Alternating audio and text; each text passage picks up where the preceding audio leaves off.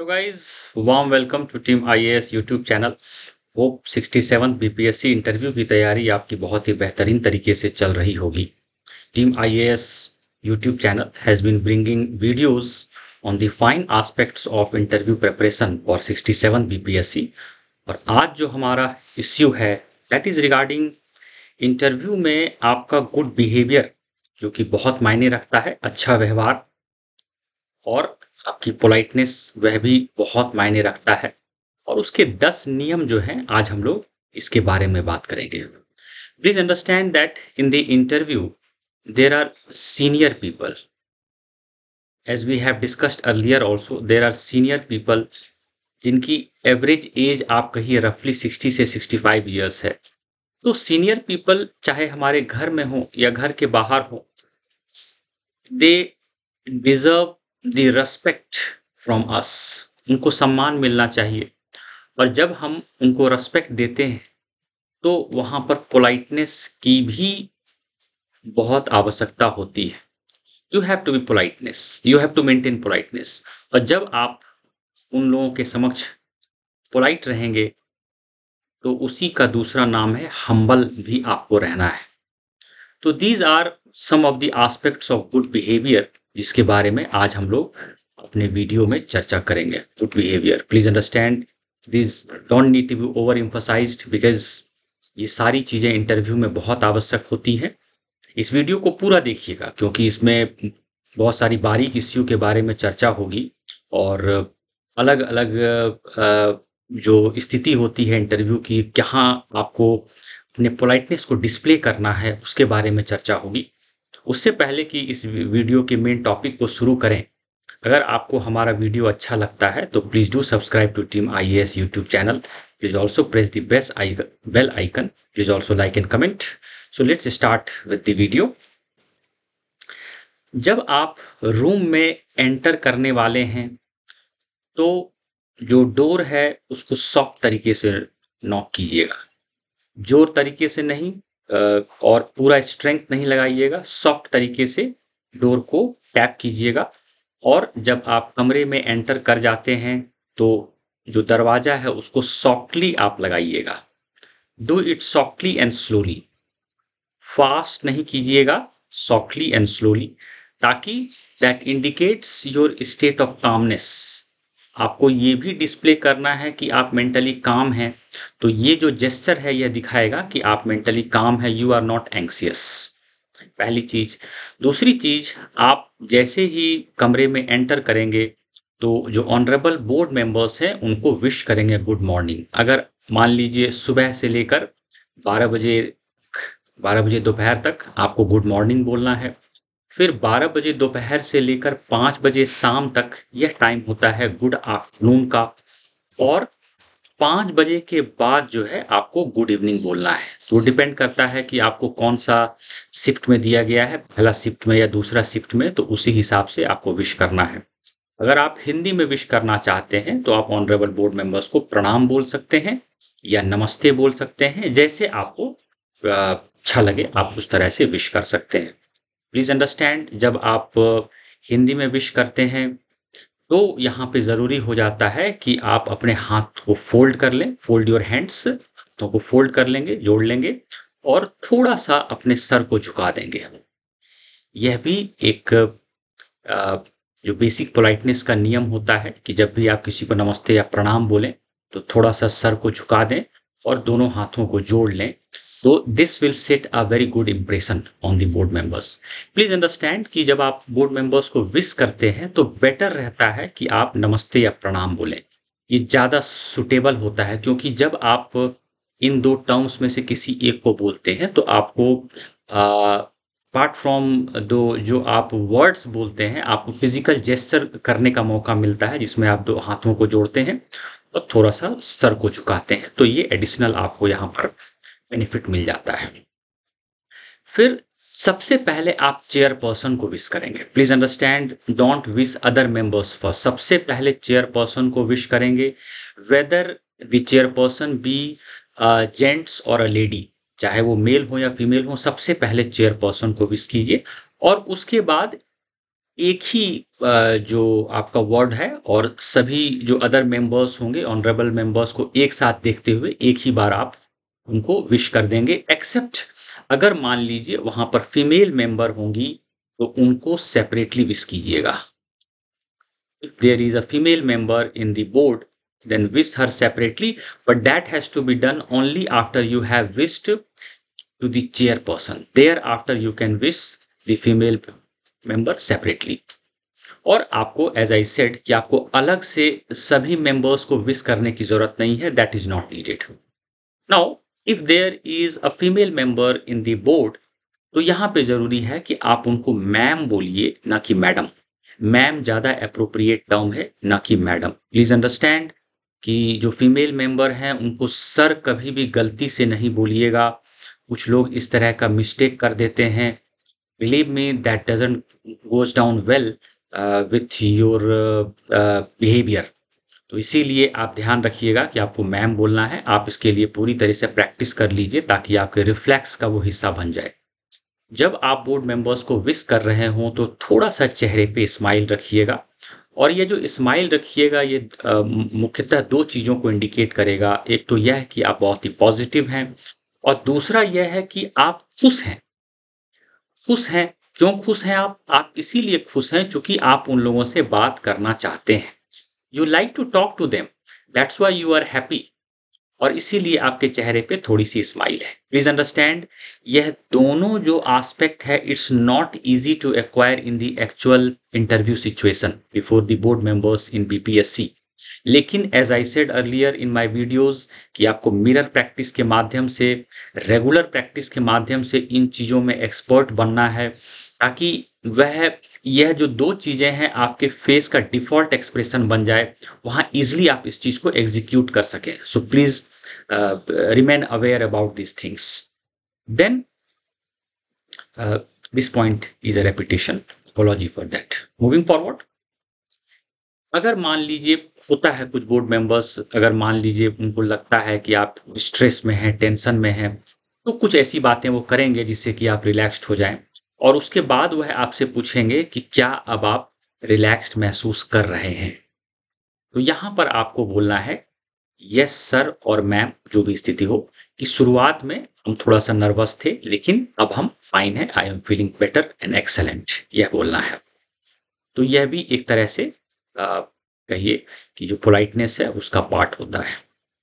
Then moving forward, जब आप कुर्सी के सामने जाएं तो तब तक आपको कुर्सी पर नहीं बैठना है जब तक आपको बैठने के लिए बोला ना जाए। कई बार जो स्टूडेंट्स होते हैं इस तरह की गलती कर देते हैं कि वह बिना इजाज़त लिए हुए या जब तक वो बोले नहीं वो कुर्सी पर बैठ जाते हैं students. So please don't do this. यहाँ पर आपका प्रेजेंस ऑफ माइंड भी चेक होता है कि क्या आप कुर्सी पर बिना इजाज़त लिए बैठ गए हैं या वेट कर रहे हैं ऑनरेबल बोर्ड मेंबर्स के इजाज़त की। अगर मान लीजिए आप देखिए कि 1 मिनट तक वो आपको कुर्सी पर बैठने के लिए नहीं बोल रहे हैं, please understand that is a situation where they are testing your sense of mind। तब आप बहुत ही पोलाइट तरीके से उनसे परमिशन सीख कीजिए कि may I sit on the chair, and then you can sit, they will allow you to sit on the chair. तो यहाँ पर इस छोटी बात को ध्यान में रखिएगा, this is a part of courtesy. यह जो है this is a part of your courtesy, इसका ध्यान रखिएगा। छोटी सी बात है लेकिन बहुत इसका डीप इम्पैक्ट होता है इंटरव्यू में। देन यू अंडरस्टैंड कि जहां भी जरूरत हो वहां थैंक यू बोलिए। से फॉर एग्जांपल आपको कुर्सी पर बैठने कहा गया तो थैंक यू बोलिए। जब आपका इंटरव्यू खत्म हो गया, आप बाहर जा रहे हैं, एग्जिट कर रहे हैं, तो वहां पे थैंक यू बोलिए। कुछ अगर गलती हो गई है, मान लीजिए कुछ ऐसा स्टेटमेंट है जिसमें फैक्ट्स में गलती हो गई है, वह आपको सुधार कर रहे हैं, तो वहां पर सॉरी बोलने में जरा भी हेजिटेशन नहीं होना चाहिए। और जब भी थैंक यू या सॉरी बोलिए तो आपका फेशियल एक्सप्रेशन उस चीज से मैच होना चाहिए। आप जेन्युइनली उस चीज को फील करें जब आप थैंक यू बोलें और या सॉरी बोलें। तो जब आप सॉरी बोलते हैं तो feeling of regret on your face वो होना चाहिए, जो कि दिखाए कि आप genuinely you are speaking from the heart. The next point is, अगर किसी उत्तर के बारे में आपको पूरा नहीं पता है तो कभी भी आप गैस नहीं करें अपनी मर्जी से। अगर आपको गैस करना है तो पहले उनसे इजाज़त ले लीजिए कि मे आई गैस मैम और सर, तब वो आपको इजाज़त देंगे, यस प्लीज गो अहेड, तब आप उस आंसर को गैस कर सकते हैं। What I mean by this point is, suppose मान लीजिए कोई ऐसा क्वेश्चन है जिसका आंसर आपको 50% ही पता है या एग्जैक्ट नहीं पता है, तो उस क्वेश्चन का उत्तर नहीं देने से अच्छा है कि आप ऑनरेबल बोर्ड मेंबर्स से परमिशन ले लो कि इसके बारे में पूरी जानकारी नहीं है, लेकिन अगर आप इजाज़त दें तो मैं इसको उत्तर करने का प्रयास करता हूं। तो उस सेंस में आप यहाँ पर गैस कर सकते हैं, but please seek their permission, और यह भी आपके पोलाइटनेस को इंडिकेट करेगा। Now please understand one thing, that don't give wrong answers. अगर आपको नहीं पता है तो वहां रिस्क मत लीजिए, better to not answer that question. अगर आप रॉन्ग आंसर देते हैं या अगर आप झूठ बोलते हैं वहां पर, प्लीज अंडरस्टैंड कि आपका एज और उनके एज में बहुत अंतर है। वहां पर ऑनरेबल 4 मेंबर्स और 5 मेंबर्स और आर सिटिंग, और अगर आप एवरेज एज सबका अगर 60 लेते हैं और अगर मान लीजिए 5 मेंबर्स हैं तो 60 into 5, 300 years they are there, और आपका age you understand on an average 30-35 ये रहने वाला है। तो you understand there is a big difference in experience and wisdom. So never try to bluff the board members. अगर आपको नहीं पता है आप सीधा सॉरी बोलकर आप उनको इंडिकेट कर दीजिए कि आप कृपया अगला प्रश्न पूछें, और झूठ नहीं बोलिएगा। झूठ बोलिएगा आपको लगेगा कि आप झूठ बोल दिए हैं, लेकिन उनको पता है कि आप झूठ बोले हैं, आपके नंबर कटेंगे यहाँ पर। इसीलिए you have to keep this in mind. और इसी संदर्भ में है कि बी ट्रस्टवर्दी। आप अपनी पर्सनैलिटी को इस तरह से पेश करें कि आप अपीयर हो कि यू आर ट्रस्टवर्दी, और यह आपके रेपुटेशन को बिल्ड करेगा। Even that interview for 10 minute goes down well if you show that you are trustworthy. Be honest, be honest. आपको अगर उत्तर आता है तो आता है, और नहीं आता है तो पोलाइटली डिक्लाइन कर जाइए। They would be happy.